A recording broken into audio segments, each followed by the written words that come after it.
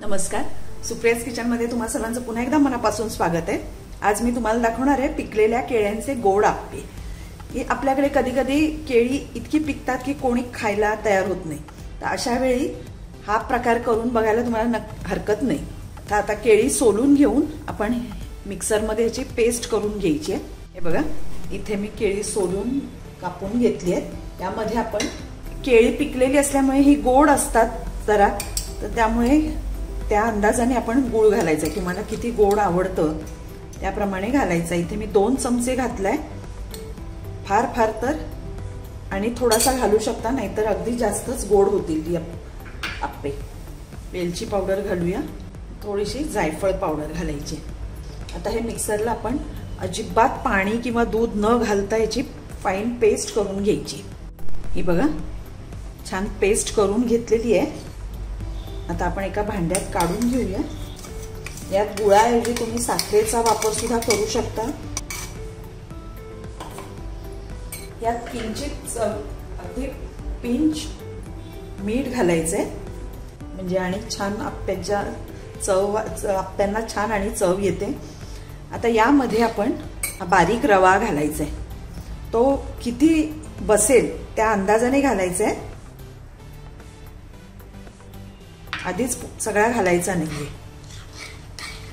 कारण रवा भिजल्यानंतर आणि तो घट्ट होणार आहे त्या अंदाजानेच यामध्ये घालायचा। हा सगळाच यामध्ये राहणार आहे रवा। 1 वाटी भरून रवा घेतला होता। अगदी झटपट होणारा प्रकार आहे, यामुळे केळी तर फुकट जात नाहीत आणि हा अतिशय पौष्टिक नाश्ता आहे आणि अगदी 10 ते 15 मिनिटात होतो आणि टेस्टी पण आहे, त्यामुळे तुम्हाला करून बघायला हरकत नाही। आता हे आपण 15 मिनिटं असंच ठेवून द्यायचंय, म्हणजे रवा छान फुलेल। हे बघा, आता हे व्यवस्थित ढवळून घेतलेलं आहे। आता हे झाकण घालून आपण 15 मिनिटं असंच ठेवून द्यायचंय। 15 मिनिटं झाली आहे, रवा चांगला भिजलेला आहे। आता आपण आप्पे करायला घेऊया। इथे मी आप्पे पात्र तापत ठेवलेलं आहे। इथे मी आप्पे पात्र तापत ठेवलंय, त्यामध्ये आपण थोडंसं तूप घालणार आहोत। तुम्ही तेलाचा वापर केला तरी चालेल, पण तुपामुळे त्याला आणि छान चव येते, खमंग। गॅस अगदी बारीक ठेवायचा आहे। आता यामधलं थोडंसं तूप आपण काढून यात घालायचंय, अगदी थोडंसं, आणि हे सगळं व्यवस्थित असं लावून घेऊया सगळीकडे। हे बघा, हे तूप आहे ते आपण मिक्स करून घ्यायचंय चांगलं। हे गरम तुपामुळे आपले आप्पे आणखीन खमंग आणि फ्लफी होतात अगदी। आता आपण हे मिश्रण ह्यामध्ये घालायचे।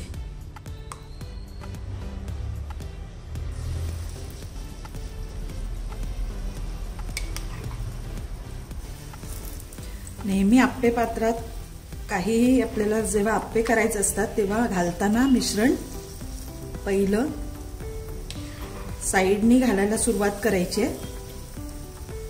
यामध्ये तुम्ही आवडत असेल तर रंग सुद्धा घालायला हरकत नाही, रंगामुळे आणि छान दिसतात आप्पे। हे बघा, मिश्रण आपलं घालून झालेलं आहे।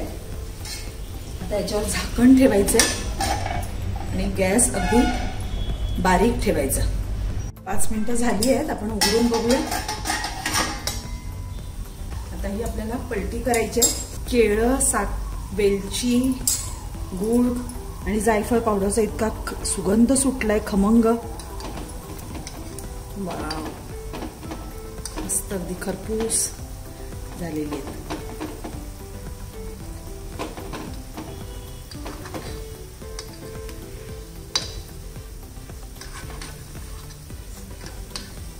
हे तुम्ही एकदा केले तर मुलं परत परत करून मागतील, इतके सुंदर लागतात आणि पौष्टिकही आहेत। यात आपण तेलाचा अजिबात वापर केलेला नाहीये, वरून पण व्यवस्थित होऊ द्या।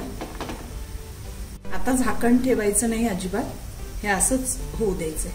तर दुसऱ्या बाजूने सुद्धा झालेले आहेत। गॅस बंद करूया आणि एका प्लेटमध्ये काढून घेऊया।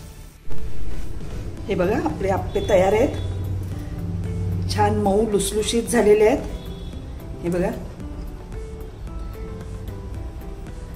एकदम छान टेस्टी आहेत, त्याचप्रमाणे पौष्टिकही आहेत. तुम्ही नक्की करून बघा आणि आवडले तर माझ्या व्हिडिओला लाईक करा आणि शेअर करा. माझ्या चॅनलला जर सबस्क्राईब केलं नसेल तर सबस्क्राईब करा. थँक्यू.